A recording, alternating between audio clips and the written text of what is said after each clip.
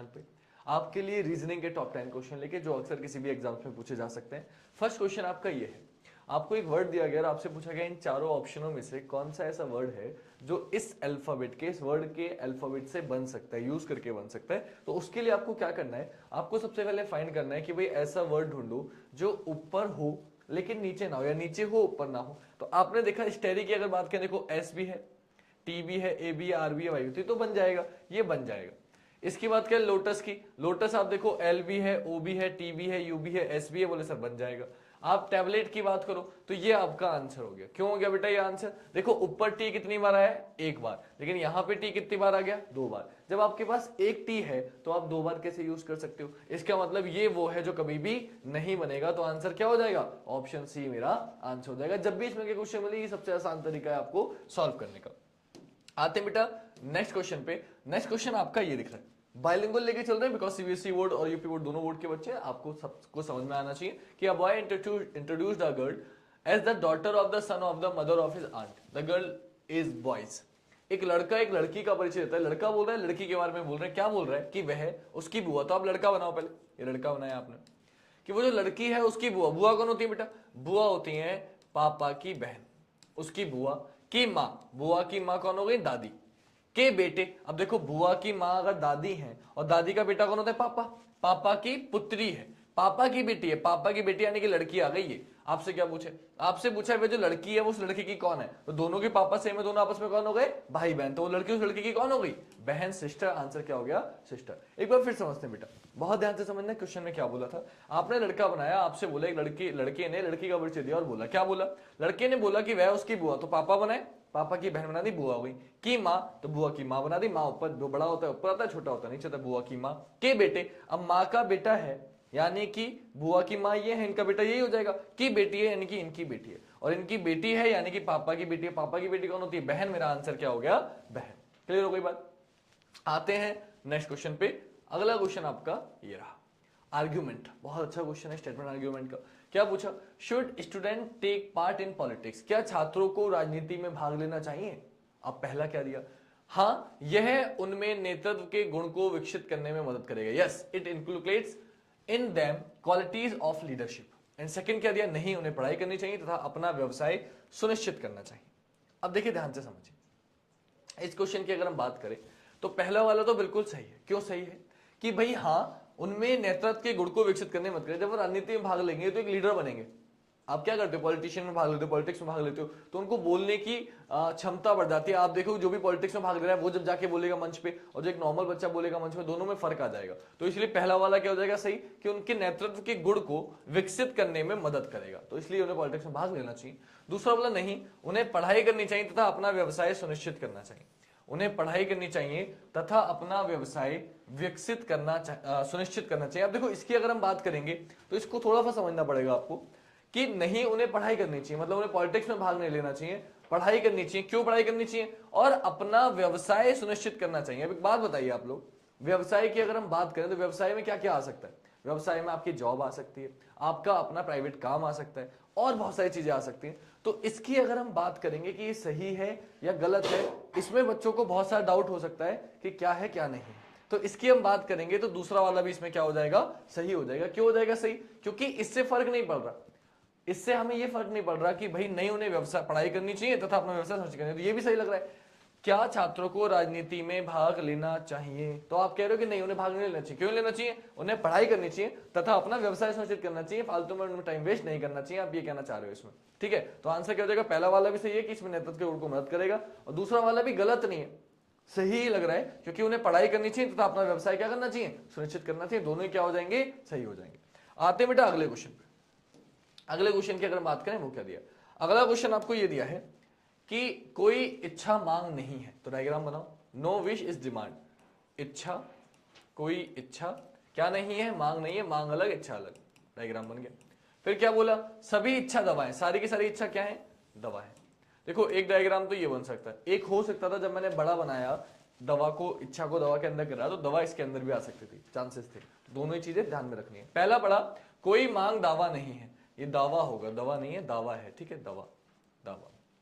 तो आपने देखा कोई मांग दावा नहीं है, तो इसमें तो सही हो रहा है। लेकिन अगर मैं ये डायग्राम बना देता, ये इच्छा, ये दावा और ये मांग, कोई इच्छा मांग नहीं है और सभी इच्छा दावा है। जब मैंने बनाया तो दावा तो मांग के अंदर चली गई। आप कह रहे हो कोई इच्छा मांग नहीं है, तो ये क्या हो जाएगा, ये बिल्कुल गलत हो जाएगा।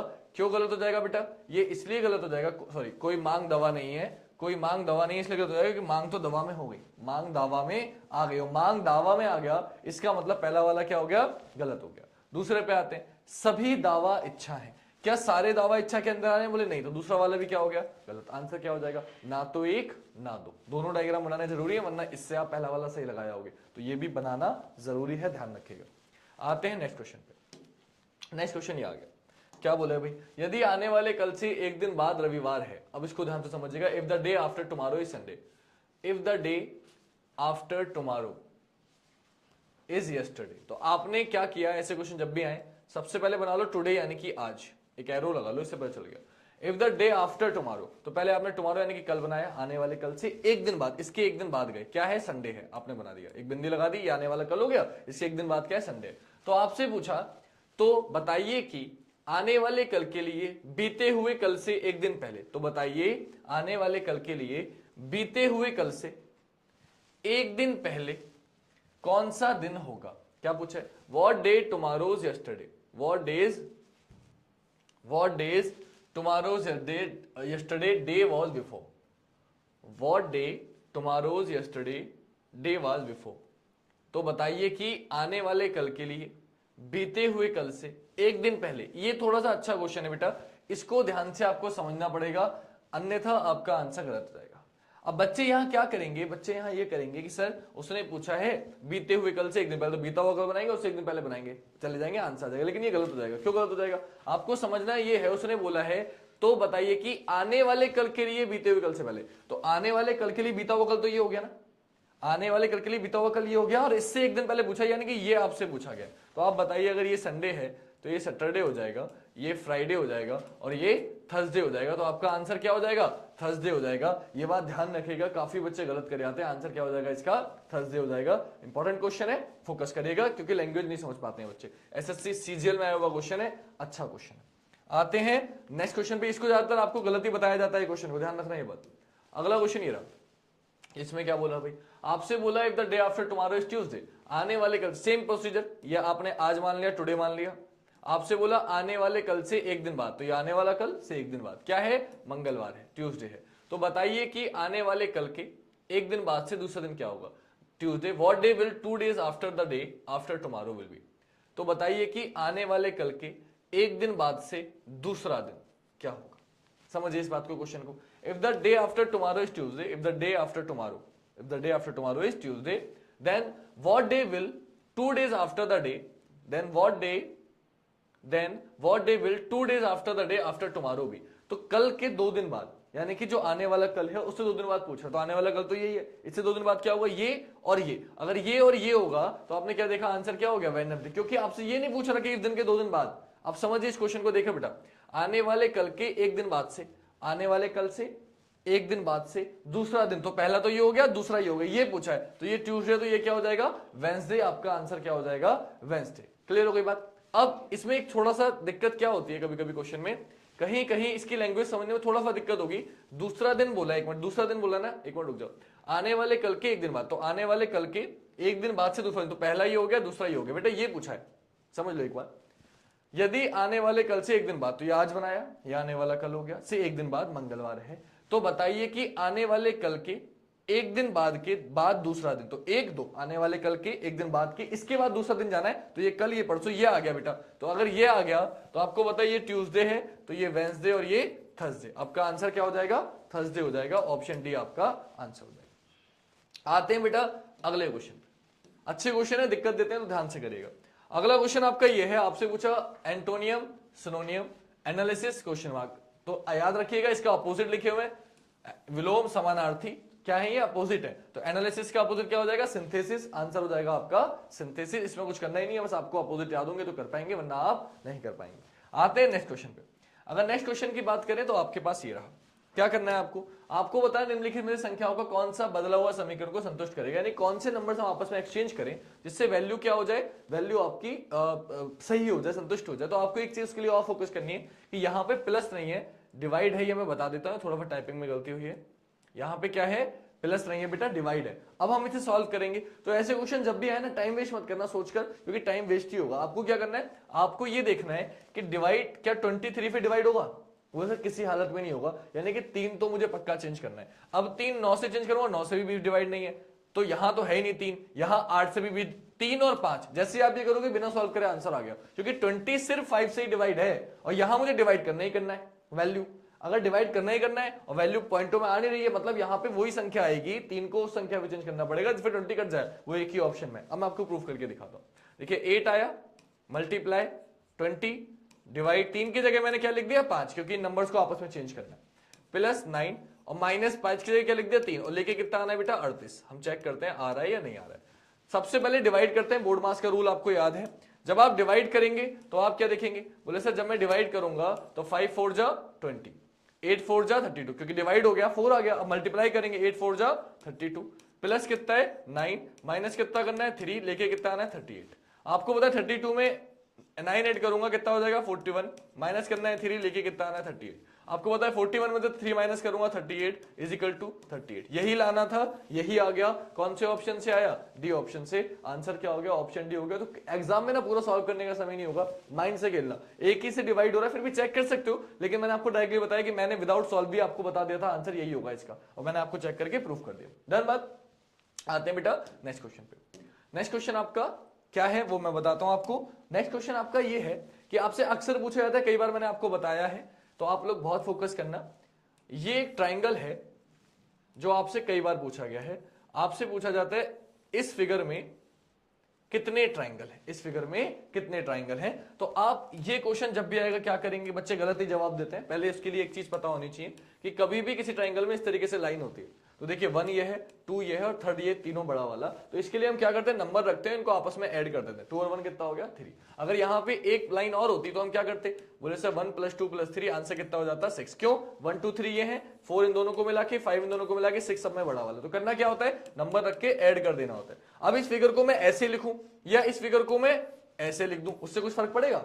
इसी फिगर को ऐसे घुमा दिया मैंने, तब भी तो देखो नंबर रखूंगा 1 2 3 आंसर कितना आएगा 6। तो आप ये देखो, अगर मैं इधर वाला भूल जाऊं तो सिर्फ इधर इधर वाले को प्लस करूंगा, 1 2 3 कितना हो जाएगा 6। अगर इसी को मैं रोटेट करके ऐसे कर दूं तो इधर भी 1 2 3 कितना हो जाएगा 6। तो 12 तो यही हो गए।